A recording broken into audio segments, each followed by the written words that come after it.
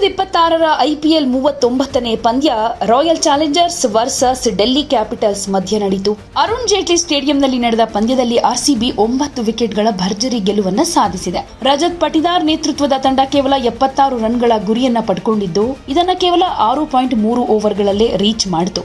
ಈ ಗೆಲುವಿನೊಂದಿಗೆ ಹಾಲಿ champion RCB points ಟೇಬಲ್ನಲ್ಲಿ 2ನೇ ಸ್ಥಾನದಲ್ಲಿದ್ರೂ ಪ್ಲೇ ಆಫ್ ಸ್ಥಾನವನ್ನ ಬಹುತೇಕ ಕನ್ಫರ್ಮ್ ಮಾಡಿಕೊಂಡಿದೆ. ಬೆಂಗಳೂರು ತಂಡ 8 ಪಂದ್ಯಗಳಲ್ಲಿ 6ನೇ ಗೆಲುವು ಸಾಧಿಸಿದ್ದು ಸದ್ಯ 12 ಅಂಕಗಳನ್ನು ಪಡ್ಕೊಂಡಿದೆ. RCB ಈಗಾಗಲೇ 12 ಅಂಕ ಪಡ್ಕೊಂಡಿರೋದು. ಮುಂದಿನ 2 ಪಂದ್ಯಗಳನ್ನು ಗೆದ್ರೆ ತನ್ನ ಪ್ಲೇ ಆಫ್ ಸ್ಥಾನವನ್ನ ಕನ್ಫರ್ಮ್ ಮಾಡಿಕೊಳ್ಳುತ್ತೆ. ಪ್ರಸ್ತುತ ಲೀಗ್ನಲ್ಲಿ RCB 8 ಪಂದ್ಯಗಳನ್ನು ಆಡಿದ್ದು 6 ಪಂದ್ಯಗಳನ್ನು ಇನ್ನೂ ಆಡಬೇಕಾಗಿದೆ. ಬಹುತೇಕ ಎಲ್ಲಾ ಪಂದ್ಯಗಳಲ್ಲೂ RCB ಗೆಲ್ಲೋ ನೆಚ್ಚಿನ ಫೇವರೇಟ್ ತಂಡ ಆಗಿದೆ. ಆದರೆ ಕೇವಲ 4 ಪಾಯಿಂಟ್ಗಳನ್ನು ಗಳಿಸಿಕೊಂಡ್ರೆ ಸಾಕು, ಪ್ಲೇ ಆಫ್ ಸ್ಥಾನ ಕನ್ಫರ್ಮ್ ಆಗುತ್ತೆ. ಡಬಲ್ ರೌಂಡ್ ರಾಬಿನ್ ನಿಂದ 2012, 2013 ಹೊರತುಪಡಿಸಿದ್ರೆ IPL ಇತಿಹಾಸದಲ್ಲಿ 16 ಅಂಕ ಗಳಿಸಿದ ಯಾವುದೇ ತಂಡ ಪ್ಲೇ ಆಫ್ನಿಂದ ವಂಚಿತವಾಗಿರೋ ಇತಿಹಾಸ ಇಲ್ಲ.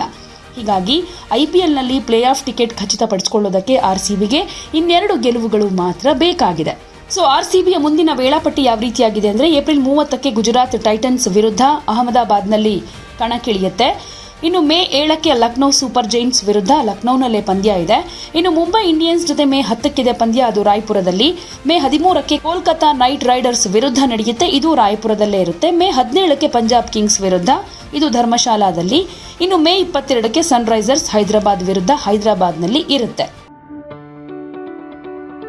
ಯಾವುದೇ ಸುದ್ದಿಯ ಅಪ್ಡೇಟ್ ಅನ್ನ ಮಿಸ್ ಮಾಡ್ಕೊಳ್ಬಾರ್ದು ಅಂದ್ರೆ ಈಗ್ಲೇ ಒನ್ ಇಂಡಿಯಾವನ್ನ ಸಬ್ಸ್ಕ್ರೈಬ್ ಮಾಡಿ. ನಿಮಗೆ ಬೇಕಾದ ಭಾಷೆಯಲ್ಲಿ ಎಲ್ಲಾ ಸುದ್ದಿ ತಿಳಿಬೇಕು ಅಂದ್ರೆ ಒನ್ ಇಂಡಿಯಾ ಆಪ್ ಅನ್ನ ಡೌನ್ಲೋಡ್ ಮಾಡ್ಕೊಳ್ಳಿ.